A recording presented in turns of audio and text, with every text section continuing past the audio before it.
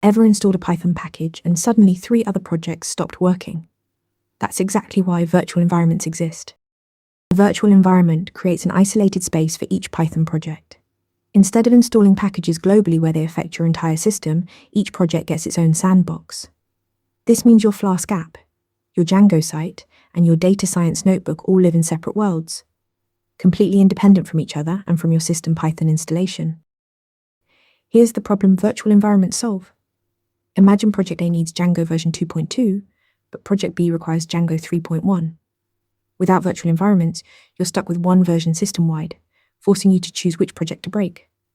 Virtual environments let both projects coexist peacefully, each with its own Django version. This applies to every package in your project. Need NumPy 1.19 for legacy code, but NumPy 1.24 for a new project? No problem. Each virtual environment maintains its own site packages directory with completely independent versions of every library you install. Python includes venv in the standard library, but you might also encounter virtual and Vorconda. The best part? Once you've installed your packages, you can freeze them to a requirements.txt file.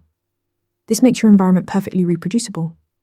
Anyone can recreate your exact setup with one command, ensuring consistency across development, testing, and production. Bottom line, virtual environments isolate project dependencies, prevent version conflicts, and make your Python projects reproducible. Practice this concept at interviewmentor.ai. Ready to practice for your next interview?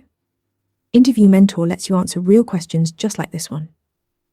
After each answer, you get a detailed grade and personalized tips to improve. Watch your scores climb as you keep practicing.